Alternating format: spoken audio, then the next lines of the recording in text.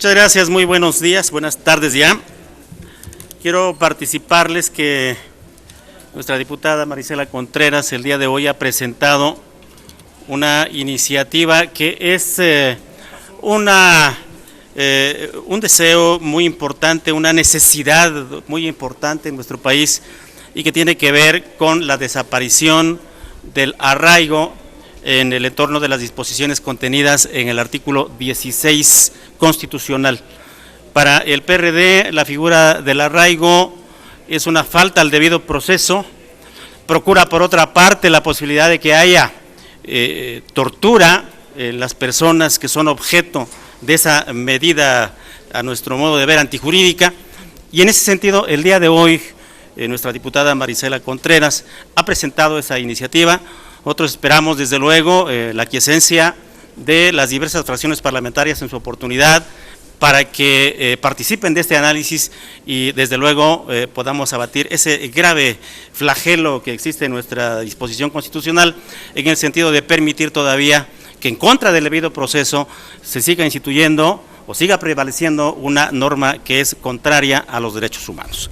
Es lo que tengo que decirles sobre el particular. Yo quisiera que Marisela, a propósito de la presentación que hizo de la iniciativa, pudiera particularizar algunas cuestiones. Adelante, Marisela. Bueno, en realidad el resumen de la iniciativa tiene que ver con derogar la figura del arraigo en la Constitución política. Esta fue aprobada en la pasada legislatura. Y efectivamente el arraigo ha tenido un comportamiento diverso en los sexenios. En el sexenio de Felipe Calderón el arraigo llegó a 9,000 personas aproximadamente y era un tema discriminado, o sea, sumamente sin discriminación. Y los resultados legales o jurídicos del arraigo no se ven en términos positivos de los procesos jurídicos. En el caso del gobierno de Enrique Peña Nieto, hay 1,073 presuntos criminales que han sido arraigados. Y nosotros decimos que esto atenta contra el derecho de la presunción de inocencia, pero también, como lo dijo mi coordinador, con el debido proceso. Pero digamos que el problema también tiene que ver con que el desuso en el que se ha caído tiene que ver con la ineficiencia de la acción penal, con la ineficiencia de la figura del arraigo, y podríamos mencionar dos casos que han sido importantes y muy sonados, donde no se tuvo elementos suficientes, y podemos hablar del caso en que la PGR nunca pudo fincar responsabilidad al gobernador Granier, o podemos mencionar también al expresidente municipal de Iguala, que a pesar de haber sido arraigados, esto no dio ningún resultado. Es decir, hay muchos supuestos sobre los cuales nosotros podríamos estar hablando para decir por qué es importante que se derogue la figura del arraigo y que pues fundamentalmente se ha estado utilizando en el tema de la lucha contra el narcotráfico, pero también a decir que se utiliza con el tema de la delincuencia organizada. Entonces, delincuencia organizada son más de 2 personas y en esos supuestos pues caben muchos elementos, muchas cosas. Para nosotros es importante que se respete los derechos humanos que son violados en este caso del arraigo, porque hay arraigados que nunca saben cuál es el motivo del que se les acusa. ¿De qué se les acusa? No lo saben y termina el arraigo y como si no hubiera pasado nada. Y en muchos casos, aunque se supone que hay tiempos y demás, y hay iniciativas, o incluso hay un dictamen por allí que pedimos que se deseche, donde se plantea que tiene que limitarse en el tiempo el arraigo. Entonces, finalmente, para nosotros es muy importante. Este es un tema que nuestra fracción parlamentaria ha platicado mucho y que junto con el coordinador Martínez Neri, pues estamos presentando, y decir pues que yo he escuchado a otros legisladores de otros partidos con quienes coincidimos, y diría de manera particular quien se ha pronunciado públicamente es el diputado Camacho Quirós, en el sentido de la desaparición de la figura del arraigo. Pues eso es lo que presentamos en tribuna, son los elementos más importantes, y pues solamente es esta modificación constitucional. Muchas gracias. ¿Algún compañero de los medios de comunicación que quiera hacer alguna pregunta? No tenemos preguntas por el momento. Muchísimas gracias. Diputados y senador. Bueno, teníamos la intención, compañeras, compañeros, bueno, hacerles el comentario también de la otra iniciativa que presentamos, que tiene que ver con la reforma a la Ley del Seguro Social en el artículo 12, el 13, el 222 y otros, en donde particularmente se establece la posibilidad de que las trabajadoras domésticas no ingresen de manera voluntaria a través de su afiliación al Seguro Social, sino sea una obligación, y entonces se modifique el 13 para que en el 12 quede como una obligación de estar ellas sujetas ahí. ¿Por qué lo planteamos? Para que puedan tener acceso al régimen de las prestaciones sociales y sobre todo al financiamiento para vivienda y el acceso a las guarderías, ya que las mujeres que hacen el trabajo doméstico pues también tienen que abandonar a sus hijos durante buena parte del día. Este es uno de los temas que estábamos considerando que es urgente actualizar en la ley, pues para evitar la discriminación que ahí mismo se establece en la Constitución y que permita que esto no se dé particularmente con las compañeras mujeres trabajadoras. Y está eso planteado, estaba también la crítica y la condena que queremos hacerle a la PGR sobre la debilidad de las argumentaciones de carácter legal que han hecho en contra del exgobernador de Veracruz. Ustedes saben que hay cerca de 11 gobernadores, exgobernadores que están siendo procesados, investigados, y que este y otros que estando en funciones se permitió su deliberada huida, puedan ahora ser sujetos de una persecución y aplicación de la ley de manera correcta. Tenemos que hacerle un llamado enérgico a la PGR para que establezca puntualmente las averiguaciones o los señalamientos de persecución de delitos al exgobernador de Veracruz, y no vaya a ser ahora que tengamos a otro delincuente que, alegando incluso hasta demencia, porque ya no sé si lo han visto cómo parece un psicópata, pudiera evadir la acción de la justicia. Y dentro de eso también, pues que vayan poniendo sus armas a remojar en el tema de Nayarit. El gobernador en turno ha sido señalado y cuestionado de un enriquecimiento inexplicable, y que no resulte después de que se incorporan y se integran las averiguaciones, pues también huya de la justicia y tengamos que esperar otros procedimientos de extradición en este sentido. Por eso queríamos particularmente establecer este tipo de señalamientos. Gracias, compañeros. A ver, en el caso de la iniciativa que estamos presentando para que las trabajadoras, fundamentalmente trabajadoras, aunque haya algunos trabajadores domésticos, sean incorporados al Seguro Social. Para nosotros es muy importante que el Estado mexicano asuma su responsabilidad con más de 2 millones de personas que trabajan en el servicio doméstico. La mayoría, como ya dijo el diputado, son mujeres, pero es fundamental que el Estado mexicano remita al Senado de la República el convenio 189 de la OIT sobre trabajadoras y trabajadores domésticos. Este es un esfuerzo y es una campaña que se ha venido desarrollando desde hace más de 10 años. Es fundamental este reconocimiento porque allí se contienen los planteamientos sobre el reconocimiento de este trabajo. Hay una omisión muy grave en ese sentido del gobierno mexicano, pues firmó dicho convenio en 2011 y a 6 años aún no lo manda a ratificación al Senado para que pueda entrar en vigor.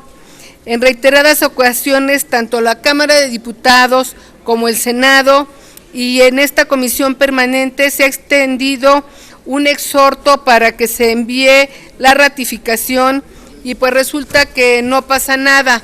Incluso el propio secretario de Gobernación hace 2 años se comprometió a enviarlo para que se ratificara ante organizaciones sociales y se ha venido incumpliendo con este compromiso que se hizo público.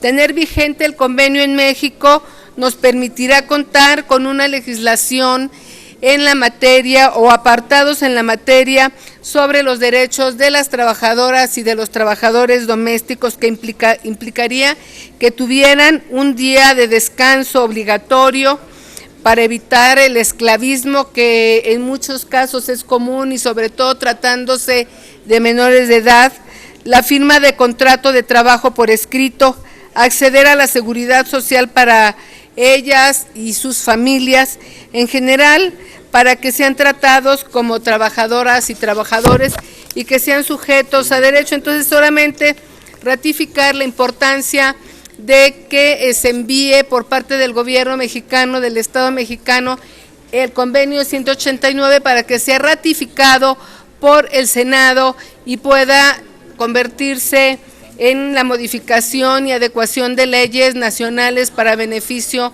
de la seguridad social de este sector laboral. Muchas gracias.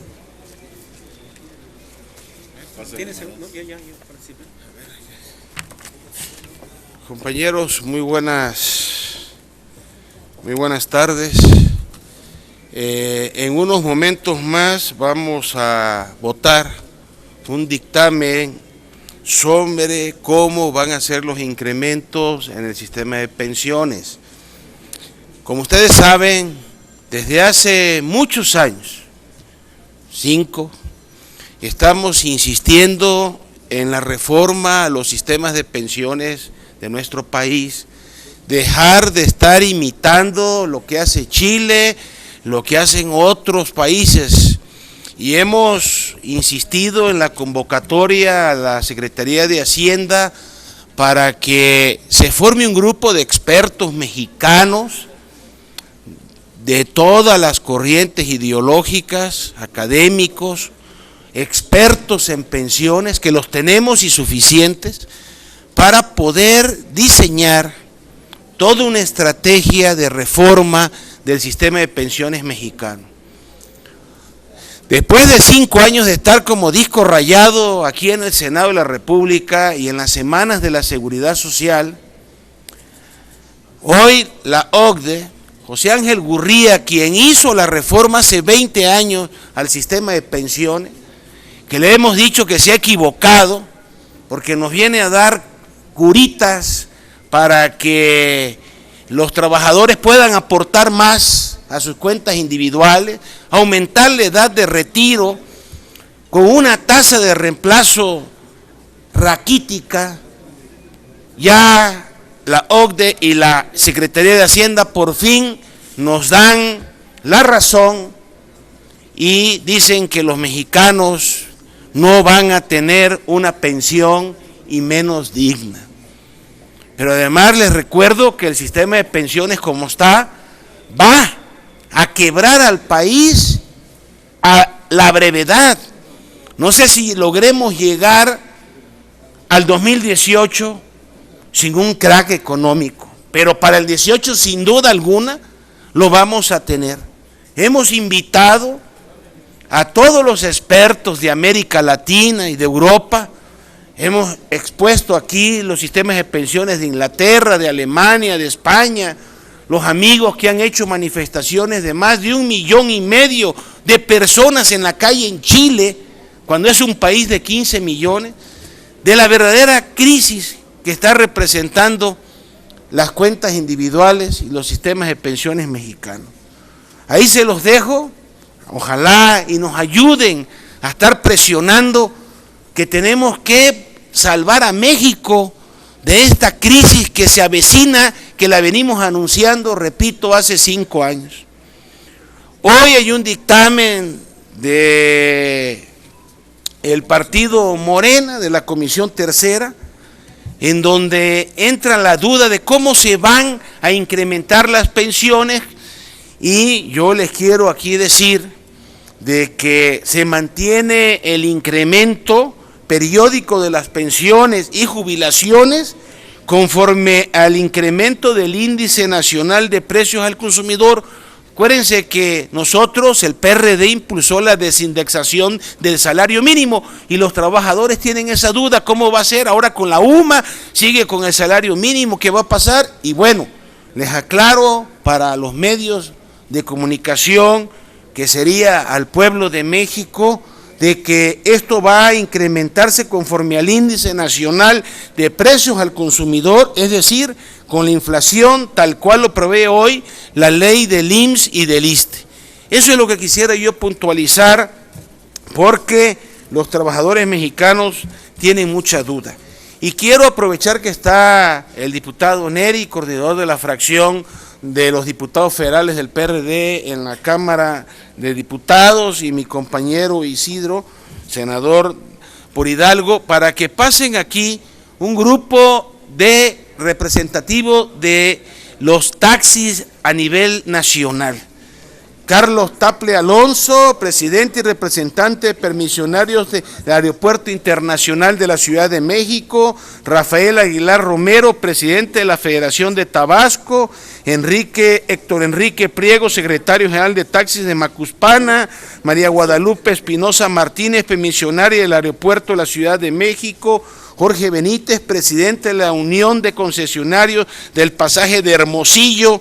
Óscar Méndez, secretario general de Taxis de Convergencia 2000 Tabasco. Hugo Guerrero, permisionario del Aeropuerto de la Ciudad de México. Ignacio Rodríguez, vocero Movimiento Nacional de Taxistas. Ingeniero Ángel Morales, representante del presidente del Movimiento Nacional de Taxistas. José Luis Rodríguez, presidente de la Organización Taxistas de la Ciudad de México. Carlos Mario Jacobo, es un taxista. Javier Santiago Vivas Villalobos, taxista. Hilario Burgos Pineda, taxista. Aquí el tema son las injusticias que el pueblo de México está harto y cansado, y de lo que está pasando en la falta de regulación del transporte a nivel nacional, y lo que están sufriendo los compañeros del transporte por la falta de una regularización precisa, concisa.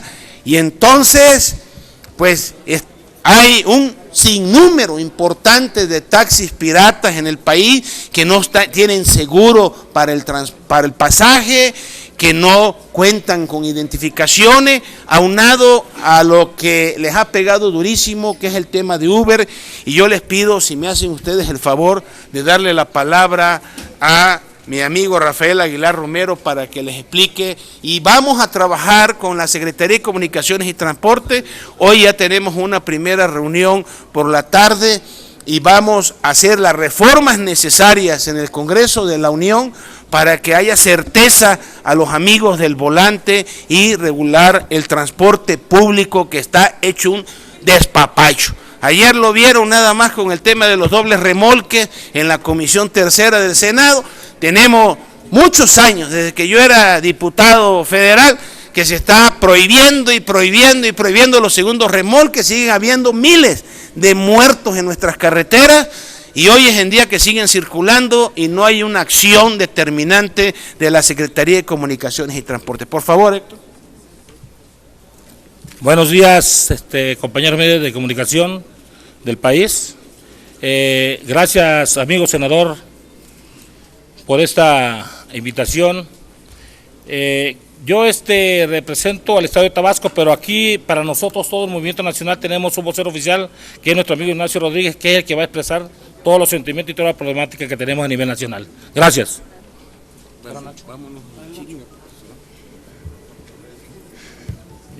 Buenas tardes, amigos de los medios. Soy Ignacio Rodríguez, vocero del Movimiento Nacional Taxista. Agradecemos la oportunidad que se nos da de venir a expresar y a manifestar nuestra situación. En especial agradecemos al senador Enrique Mayans que se nos abran las puertas gracias a él en este importante recinto legislativo, el más importante de todo el país. Y bueno, aquí queremos venir a plantear con toda claridad nuestra oposición a una iniciativa de ley que se está cocinando en estos momentos al interior de la Cámara de Diputados Federal allá en San Lázaro.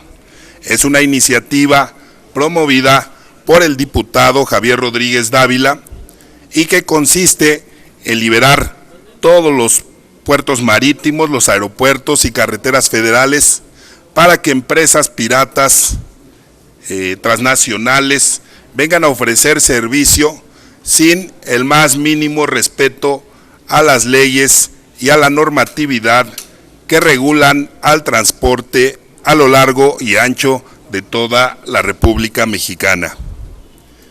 Esta iniciativa de ley que aún falta ser dictaminada en la comisión correspondiente, que es la Comisión de Transportes, pues nos ha preocupado a todos los transportistas del país, ya que vemos con gravedad el efecto económico que está perjudicando al sector.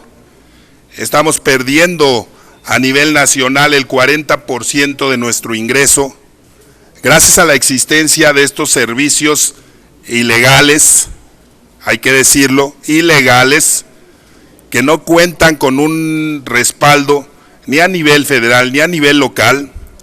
Las leyes de movilidad locales establecen en congruencia con nuestra constitución política que para prestar el servicio de transporte se debe contar con un permiso o con una concesión, y que quien no lo hiciere de esa manera está cometiendo el delito de transportación ilegal de pasajeros.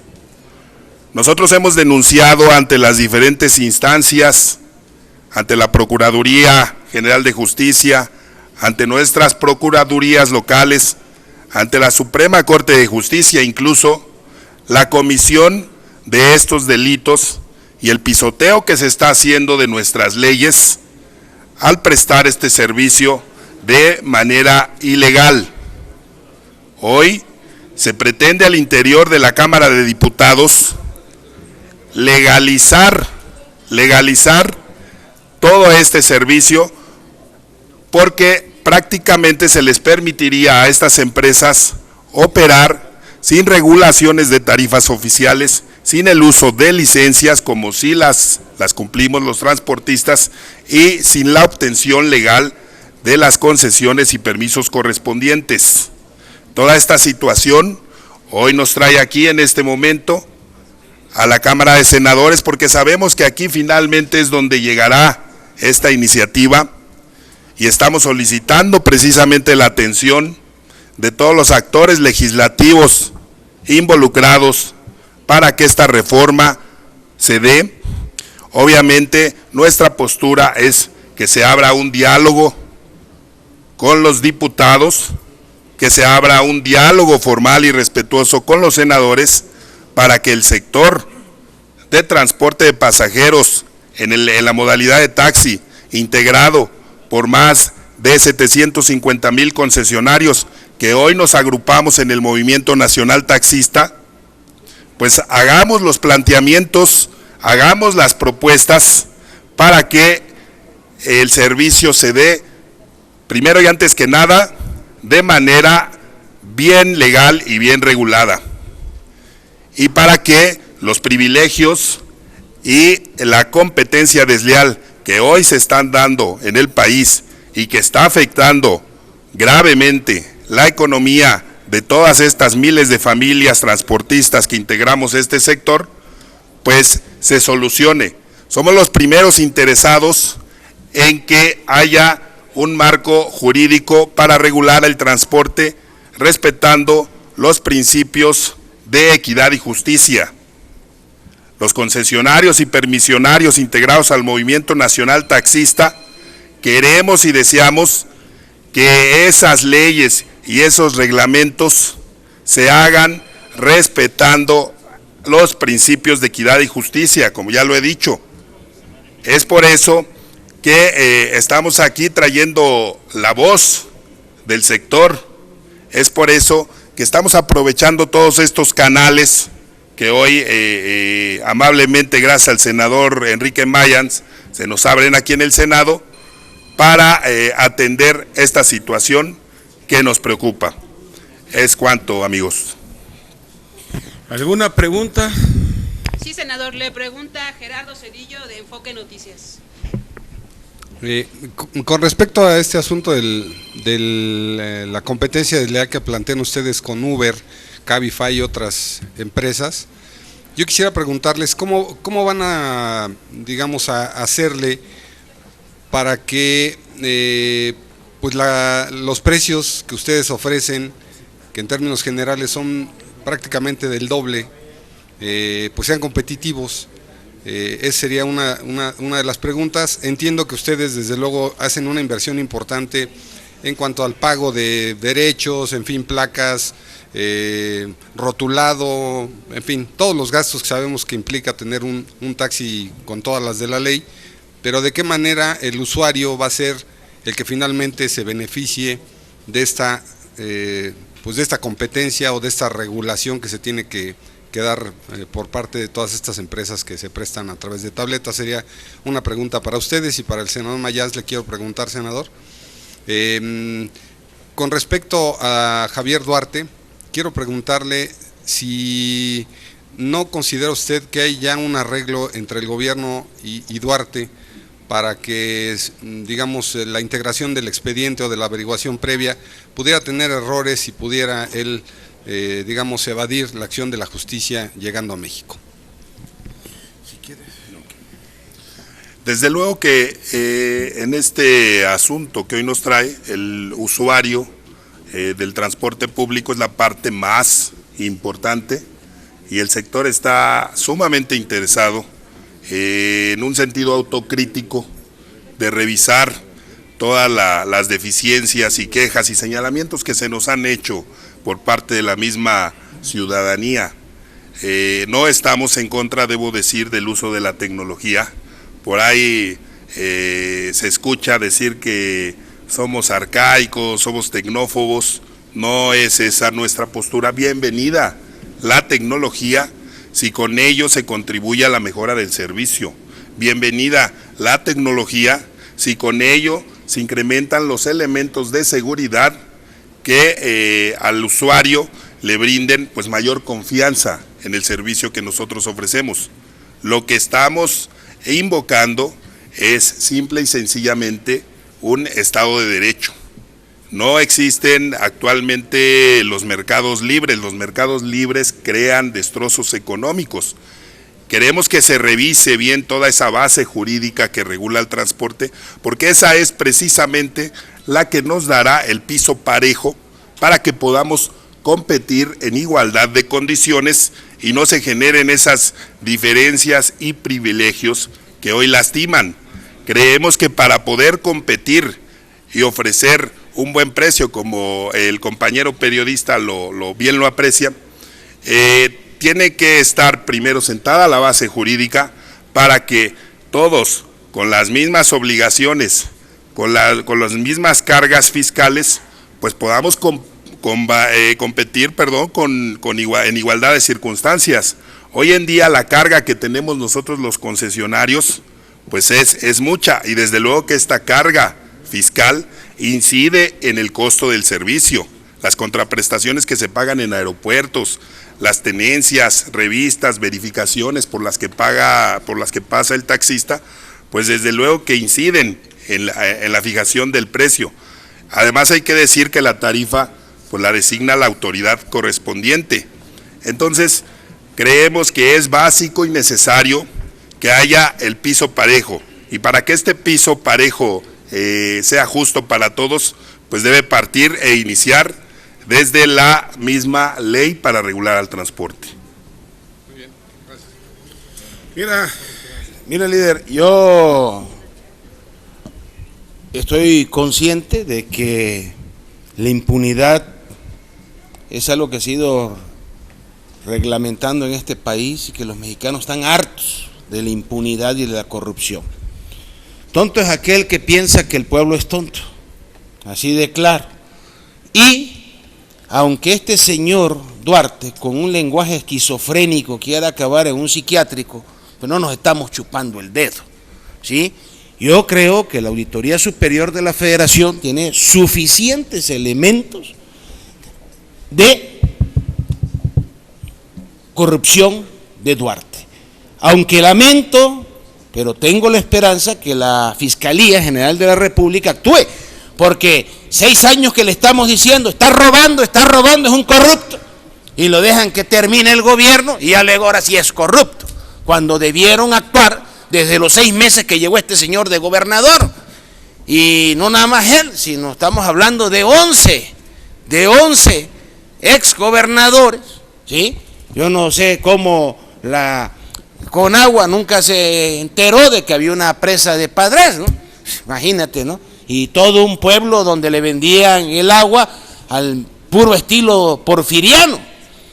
Entonces, yo creo que la auditoría, Juan Manuel Portal, el auditor, yo creo que es una gente recta, que tiene que actuar en consecuencia, porque si no, con Borges, con los Duarte, ¿sí?, sería sepultar ya de plano la Procuraduría General de la República, la Fiscalía y la propia Auditoría Superior de la Federación.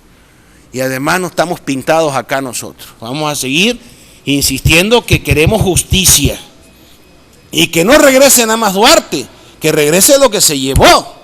Eso también es lo que queremos. Y los Duarte y Borges, que ese no nada más se llevó dinero y propiedades, Borges se llevó país, peor que Santana. Imagínate, hay que traerlo por los pelos ya. ¿Y la esposa, senador? Que a la esposa se le protege también. Bueno, es que te digo, la mujer está detenida en los Estados Unidos, ¿sí? Perdón, estoy confundiendo con el fiscal de Tabasco, que tiene a la esposa allá. Es que van junto con pegado, ¿no? Con lo de Granier, pues.